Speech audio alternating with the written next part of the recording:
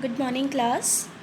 Yesterday, we studied some part of the chapter homesickness, and what we learnt was the speaker here was missing his home, and that's why he put an act of being sick and he went to the matron or to the medical staff and asked for their help, right?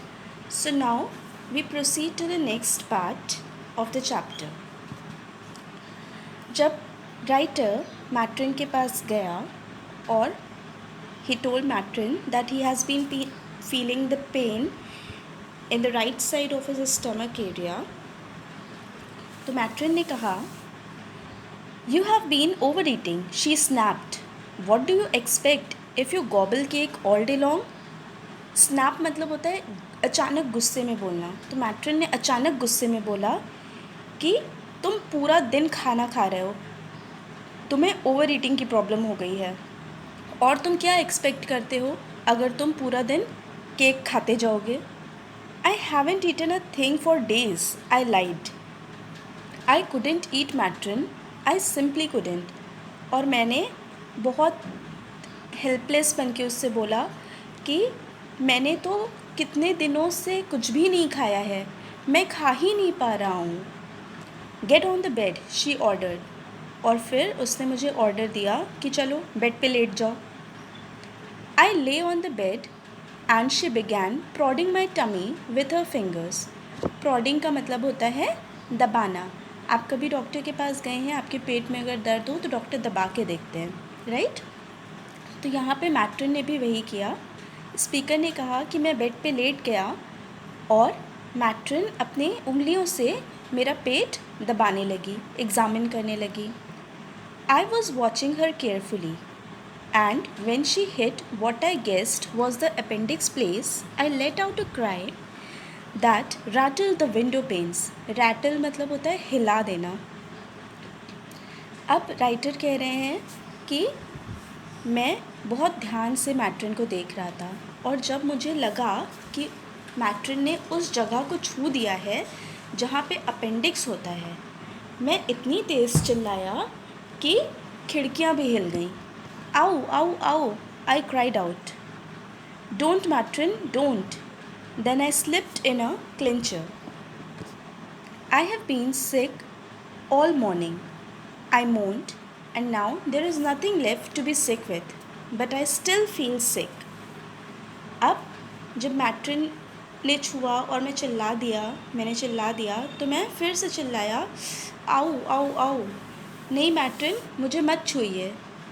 फिर मैंने अपनी क्लिंचर मतलब होता है ऐसी कहानी सुनाना जिससे सबको दया आ जाए। फिर मैंने अपनी दया भरी कहानी, मुझे ऐसा लगा कि ये मौका बिल्कुल परफेक्ट है अपनी दया भरी कहानी सुनाने का। तो मैंने उससे कहा कि मैं पूरे दिन बीमार हूँ और अब मेरे पेट में कुछ बचा ही नहीं है, लेकिन फिर भी मुझे ऐसा लग रहा है कि मैं अभी भी बीमार हूँ। This was the right move. I saw her hesitate. Stay where you are, she said and walked quickly from the room. और ये जो मैंने अपनी कहानी सुनाई, ये मेरा बिल्कुल सही मूव था। मैंने उसे थोड़ा हिचकिचाते हुए देखा और उसने मुझसे कहा कि जहाँ हो वहीं रहो, और फिर वो तेज़ी से रूम से बाहर चली गई। She had a nurse's training and she did not want a ruptured appendix on her hands. क्योंकि वो एक नर्स थी और उसे नर्स की ट्रेनिंग मिली हुई थी, तो वो कोई रिस्क नहीं लेना चाहती थी और वो ये नहीं चाहती थी, रप्चर्ड मतलब बेकार हो चुका, कि उसके हाथों ऐसा ना हो जाए कि अपेंडिक्स बेकार है और उसके हाथों वो रह जाए, उसके हाथों कोई पेशेंट और बीमार हो जाए। Within an hour, the doctor arrived and he went through the same prodding and poking, and I did my yelping at what I thought were the proper times. एक ही घंटे में एक डॉक्टर आए और वही सेम प्रोसीजर जो nurse ने follow किया था वो मुझे छू के देख रहे थे। वो मुझे पोकिंग मतलब होता है चुभोना, वो अपनी उंगलियों से चुभो रहे थे और मुझे जब लगता था कि वो उस जगह पे हैं जहाँ पे अपेंडिक्स हो सकता है, तो मैं चिल्ला देता था, येल्पिंग यानी चिल्ला देता था। Then he put a thermometer in my mouth, और फिर उन्होंने मेरे मुंह में एक थर्मोमीटर डाल दिया। He said, it reads normal, let me feel your stomach once more. जब थर्मोमीटर डाला तो बुखार तो इंसान नाटक नहीं कर सकता बुखार का, तो थर्मोमीटर में रीडिंग नॉर्मल आई। तो डॉक्टर ने कहा कि थर्मोमीटर में रीडिंग तो नॉर्मल है, मैं फिर से एक बार तुम्हारा पेट छू के देखता हूँ। Ouch, I screamed when he touched the vital spot.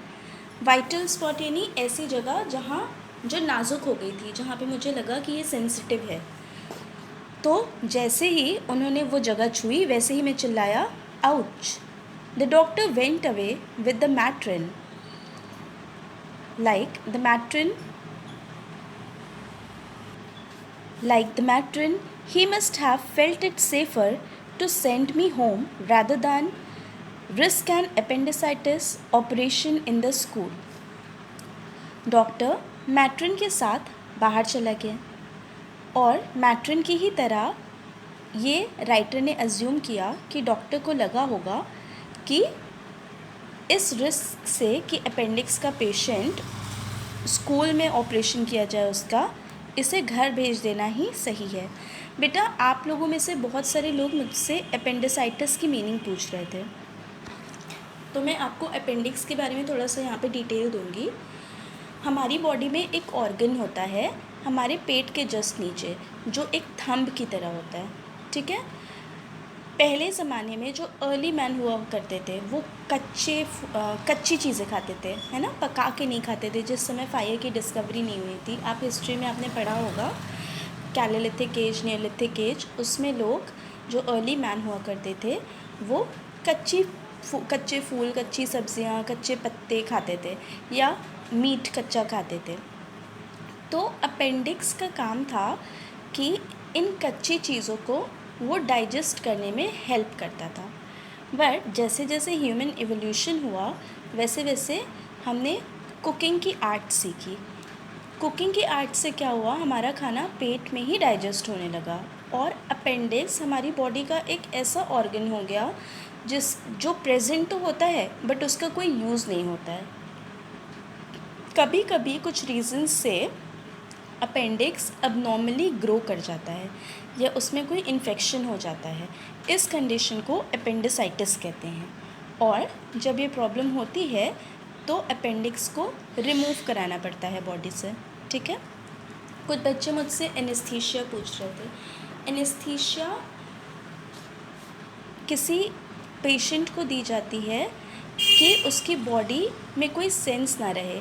जब किसी का ऑपरेशन होता है तो उसे एनेस्थीसिया दी जाती है, उस जगह को सुन्न कर दिया जाता है, जिससे जब उसका ऑपरेशन हो तो उसे दर्द ना फील हो। आई होप ये क्लियर होगा आपको। चलिए आगे बढ़ते हैं। The matron returned half an hour later and said, the head master has telephoned your mother and she is coming to fetch you this afternoon. Fetch मतलब होता है लेने। कुछ आधे घंटे बाद the matron returned and she told the speaker that the principal, headmaster means principal, the principal has called your mother, principal ने आपकी mother को call कर दिया है, and she will come this afternoon, she will come to take you from here and she will take you home. I didn't answer her. I just lay there trying to look very ill, but my heart was singing out with all sorts of wonderful songs of praise and joy. मैंने उन्हें कुछ answer नहीं दिया, मैं बस वहाँ पे ऐसे लेटा रहा जैसे कि मैं बहुत बीमार हूँ, पर अंदर से मैं इतना खुश था कि मेरे माइंड में गाने चल रहे थे और मैं अपने आप को शाबाशी दे रहा था कि मैंने ये नाटक बहुत अच्छी तरह से एग्जीक्यूट किया। I was taken home across the Bristol Channel and I felt so wonderful at being away from the school that I very nearly forgot I was meant to be ill. ब्रिस्कॉट channel एक pathway है, एक bridge कह सकते हैं, एक pathway है जो कि जहाँ पे इनका सेंट पीटर्स बोर्डिंग स्कूल था, उसे ज्वाइन करता था इनके घर से, ठीक है। तो इन्होंने बताया कि मुझे उस बोर्डिंग स्कूल से दूर ले गए, और जैसे जैसे मैं बोर्डिंग स्कूल से दूर होता गया, मुझे इतनी खुशी हुई कि मैं लगभग भूल ही गया था कि मुझे बीमार होने का नाटक करना है। That afternoon, I had a session with Dr. Dunbar in Cardiff, and I tried the same tricks all over again. अब जब मैं घर पहुंचा तो मेरे घर के पास जो बहुत मशहूर डॉक्टर थे, डॉक्टर डिनबर, कैड्रिफ में, मैंने उनसे एग्ज़ामिनेशन मुझे कराना था, और मैंने वही ट्रिक्स फॉलो की जो मैंने सेंट पीटर्स में फॉलो की थी। After he had prodded my stomach and I had done my yelping routine, he said to me, "Now you can get dressed again and seat yourself on that chair." अब जब उन्होंने भी वही same procedure follow किया, अपनी उंगलियों से मेरे पेट को छुआ, और मैंने सारा नाटक कर लिया चिल्लाने का, वही सेम रूटीन जो मैट्रन के साथ फॉलो किया था, फिर डॉक्टर के साथ फॉलो किया था, तो डॉक्टर डिनबर ने मुझे बोला कि अब तुम अपने कपड़े पहन लो, और एक चेयर रखी थी क्लिनिक पे, और उस चेयर की तरफ इशारा करते हुए बोला कि और वहाँ पे बैठ जाओ। He himself sat down behind his desk and fixed me with a penetrating but not unkindly eye.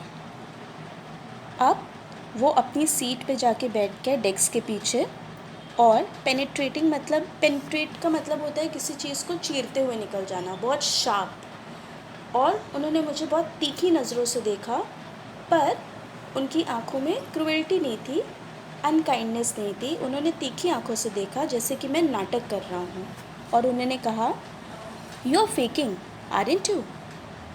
तुम नाटक कर रहे हो, है ना? "How do you know?" I blurted out, और मेरे मुँह से निकल गया, "आपको कैसे पता?"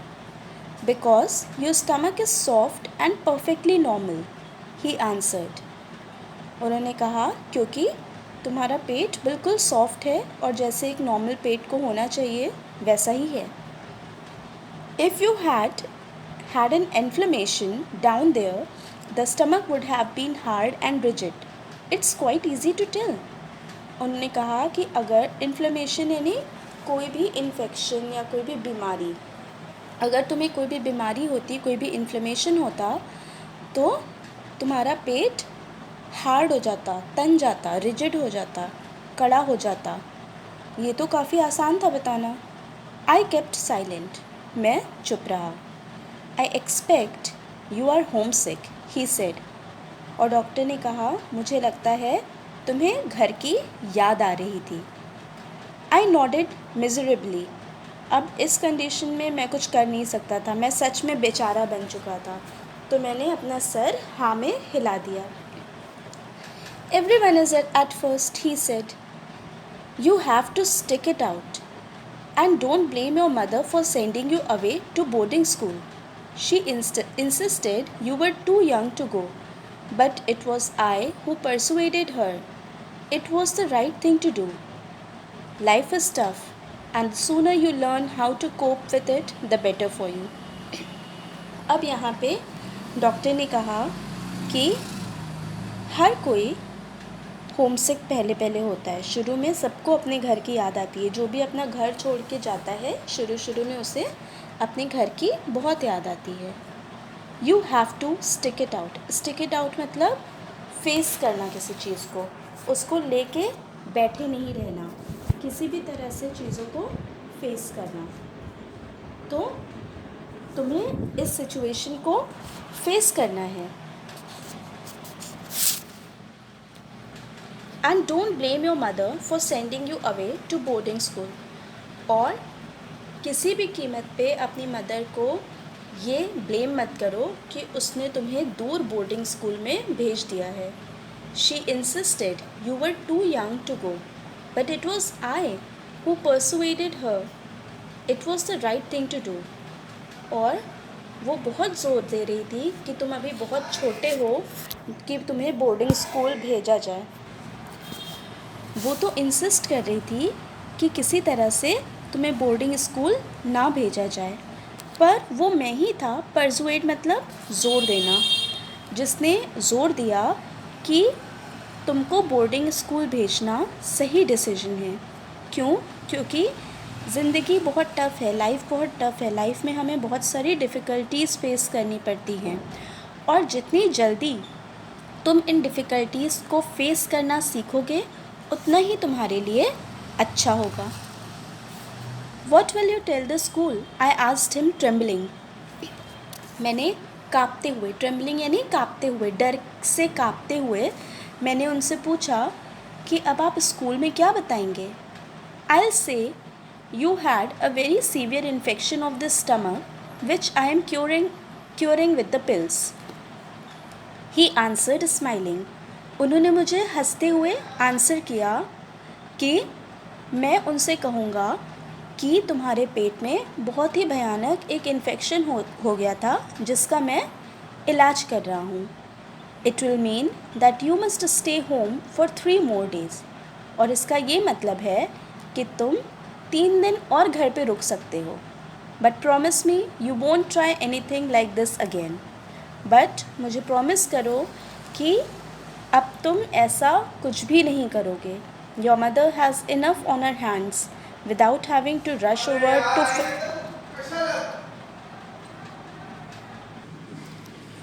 Your mother has already enough on her hands without having to rush over to fetch you out of school. और तुम्हारी माँ के पास और भी बहुत सारी प्रॉब्लम्स हैं, और बार बार तुम्हें स्कूल से जाके तुम्हारे इस नाटक की वजह से लाना उसके लिए बहुत एक्सर्शन का काम है। I promise, I said, I'll never do it again. और मैंने उन्हें प्रॉमिस किया कि मैं ऐसा कभी भी नहीं करूँगा। So children, here was the chapter home sickness, जिसमें हमें ये पता लगा कि घर आने के लिए कुछ बच्चे किस तरह से प्रिटेंड कर सकते हैं। कुछ बच्चों को इतनी ज़्यादा याद आती है घर की कि they pretend to be sick and to come home, but what they are not able to understand is what parents do is always for their benefit. So here was the chapter. Go through it, and I hope you understand it. Thank you.